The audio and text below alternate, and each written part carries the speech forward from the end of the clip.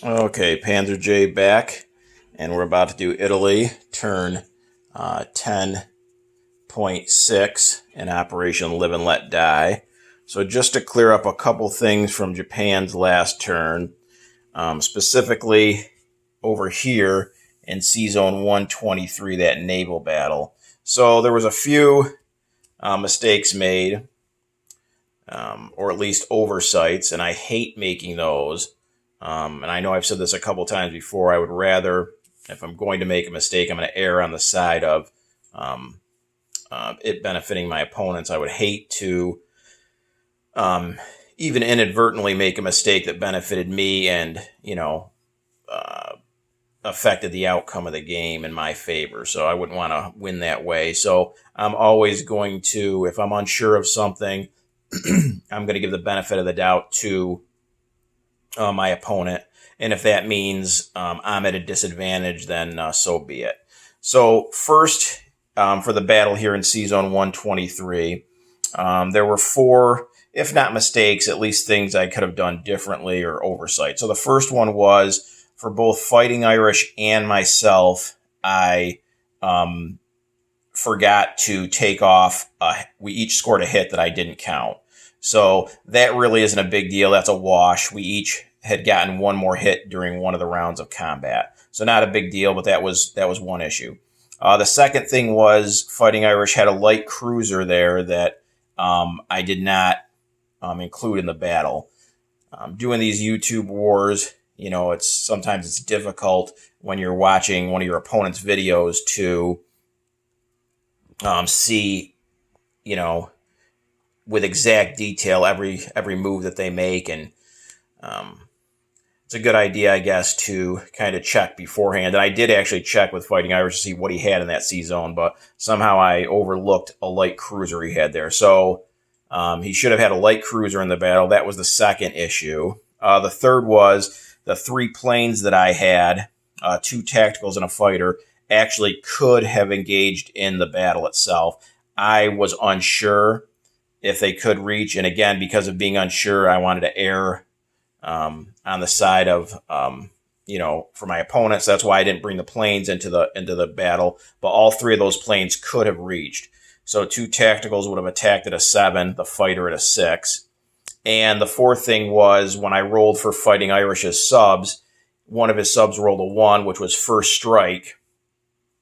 So he would have been able to choose what unit I lost, and clearly, as far as ships go, I had one heavy cruiser, so he would have definitely chosen the heavy cruiser as the casualty, and I overlooked the target selection on that roll, and instead just took off, I'm not sure what, but a destroyer or whatever it was that I took as the casualty. So those were the issues. So how we resolved it was, we could have re-rolled. I could have re-rolled for the whole thing, but I won fairly significantly. I had 6 ships left at the end of the battle, and that didn't even include, again, the 3 planes. So if we would have re-rolled, he would have gotten 1 light cruiser defending at a 5, and I would have gotten 3 more units, 2 tacticals at a 7 and a fighter at a 6. So clearly it would have benefited me, and I didn't want to do that and possibly inflict more casualties on him than I did, the first time around. So we kept the results as it was. I left the 3 planes out of the fight. They landed here in West Timor. I did go ahead and take off the heavy cruiser and replace it with a light cruiser for his target selection with his sub. The two hits, the one each that we got, just canceled each other off, so that was no big deal. And then as far as the light cruiser goes, what I did with that, again, this definitely benefited Fighting Irish. There were 4 rounds of combat, so I just simply went ahead and assumed that he hit with the light cruiser all 4 turns. I think Global War 36 Enthusiast did the math. It was like 3.7% or something that actually would have happened. But again, since it was my error, I wanted to, side with Fighting Irish there. So I agreed to, and it was my idea actually, to go ahead and take 4 casualties off of my surviving ship. So that's why I only had 2 light cruisers left in 123. So That kind of just clears up Japan's last turn. I think that if I would have re-rolled, the odds were that I would have done better. But again, my main goal was to completely take out that fleet in 123, and I did that. So in this way, like I said, it kind of balanced things out, at least, didn't disadvantage Fighting Irish in any way. So on to Italy 10.6. So the big news is Hitler and Mussolini are meeting at the Brenner Pass in northern Italy on the border with Austria, and they have decided to bring Italy into the conflict. So Germany and Italy have officially announced the Pact of Steel, and Italy now declares war on the United Kingdom and Free France. So Italy is now in the war. So let's go ahead and roll for tech. So they have wartime economy at stage 3. So we're going to try for that. And then we're going to go for improved construction, which isn't even at stage 1. So we need a 7 or higher. So let's go with wartime economy first. And we get a 12. So we hit wartime economy. So that is now complete for Italy. And then improved construction at 7 or higher. And we rolled another 12. So 2 12s for Italy. So we'll go ahead and finish off wartime economy. So they now join the Japanese in having that tech. And then improved construction is at the first stage for Italy.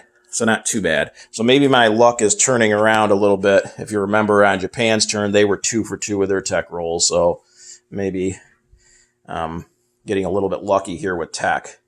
Okay, so for purchases, Italy had $10 to spend.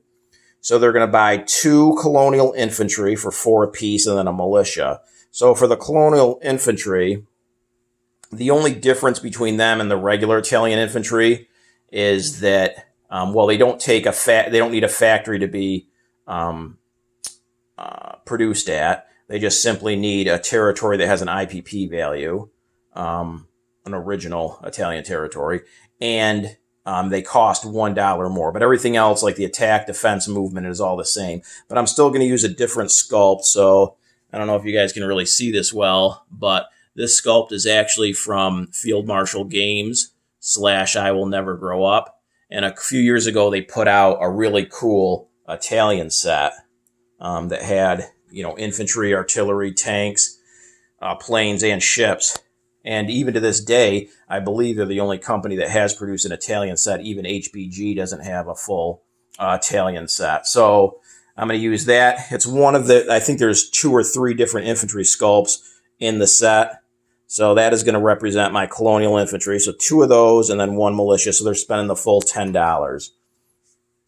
And then as far as combat moves, we have several, I believe 7 altogether. So first, down in Central Africa, we are going to take an cavalry and an infantry from Abyssinia along with a fighter and go up into Nubia with a single infantry. And it looks like the infantry and the cavalry have to cross a river, so they'll have the river penalty. The plane obviously won't. So that's one battle.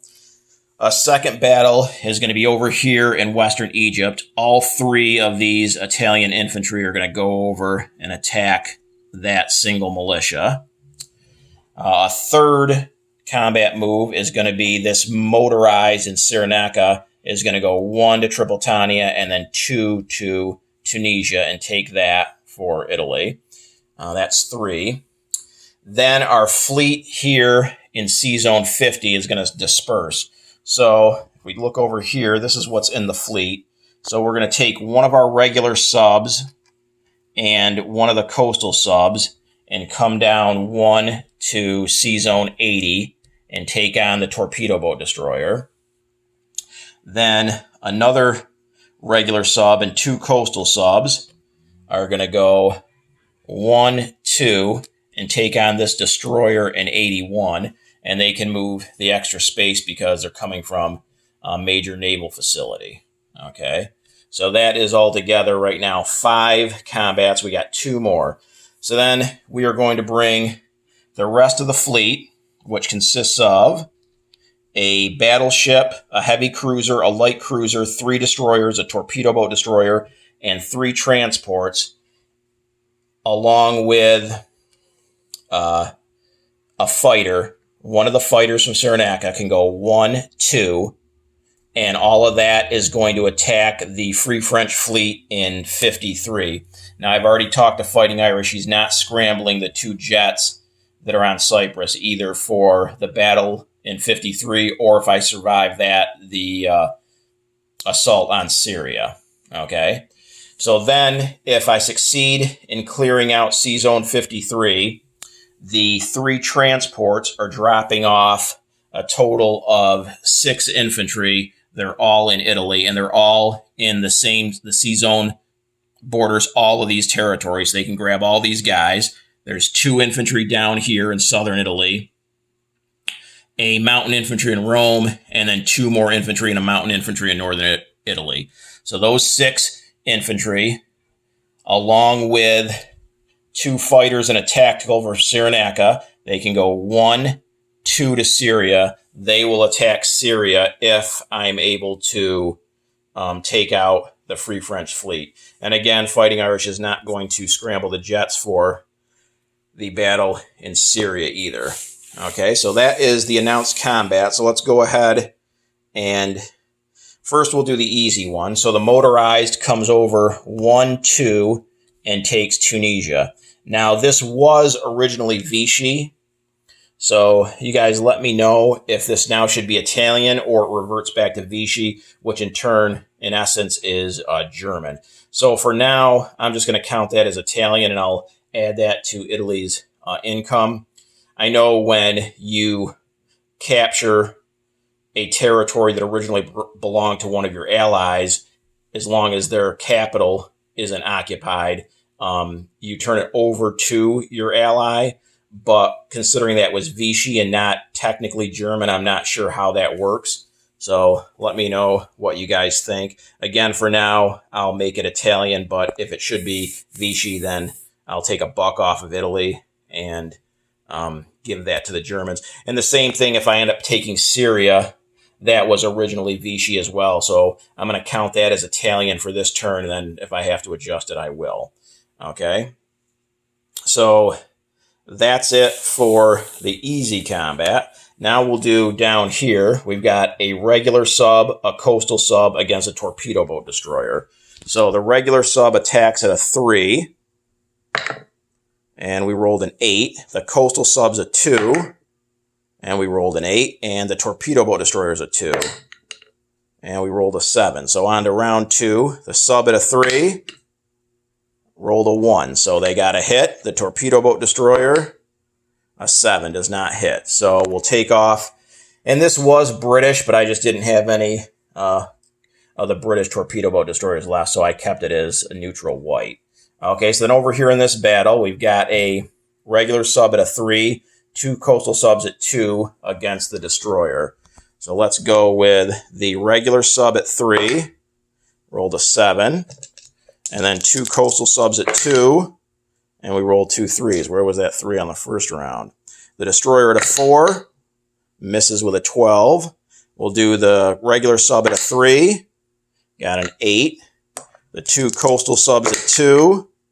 Oh, we got a 1. So we got a hit there.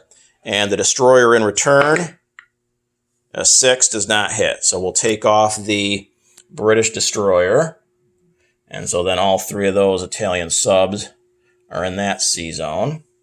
Okay, we'll go ahead and do this battle in Western Egypt. It's 3 infantry against a militia. No penalties for the infantry, so it should be 3 attacks at a 2 against 1 2. So first my 3 infantry, and we got a 2, a 6, and a 9. So we got a hit. And then his militia, a 5, does not hit. So we'll take off the militia. So Western Egypt is worth $1. So once I adjust the IPP, so I'm going to go ahead and mark this, use this die. So that's $2 Italy's gone up so far this turn. $1 for Tunisia, and a buck for Western Egypt. Okay, so now we've got this battle down here in Nubia. We've got a fighter, a cavalry, and an infantry. So on the first round, because the ground units are crossing a river, they're -1. So the infantry is going to be a 1, the cavalry a 2, the plane a 6. So we'll do the plane at a 6 first. And we got a 7, so that doesn't hit. The cavalry at a 2. Roll the 3, doesn't hit. And the infantry at a 1. And he gets an 11, so it doesn't hit. So now his infantry in return at a 4. A 7 does not hit. I got a fighter at a 6. A 5 does hit. So now his infantry at a 4. Rolls a 2, he does hit. So I'm going to go ahead and take off the cavalry, actually. Okay? So take off the cavalry. And Nubia is worth $1 for Italy, and down another $1 for the British. So that's up to $3 this turn for the Italians. So now we have the naval battle here in 53. It looks like the French have a battleship, a transport, which is defenseless, and a destroyer. So he is going to have an 8 and a 4. Okay, and again, I've got a battleship, a heavy cruiser, a light cruiser, 3 destroyers, a torpedo boat destroyer, and a fighter at a 6.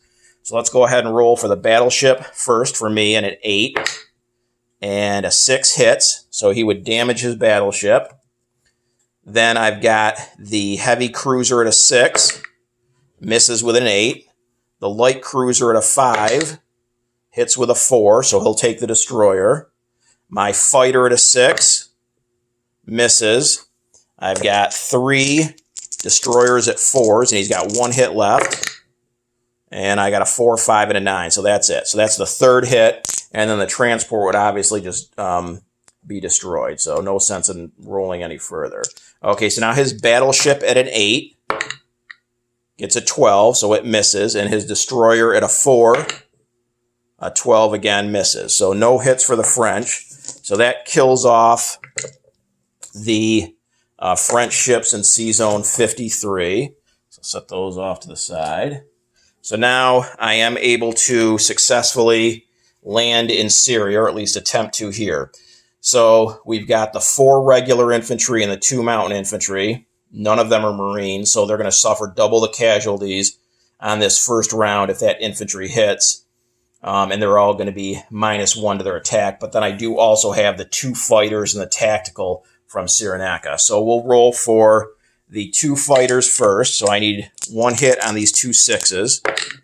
And I got a 4 and 11, so that hits. So his infantry is dead.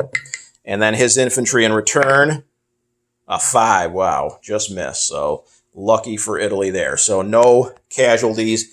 And Syria falls.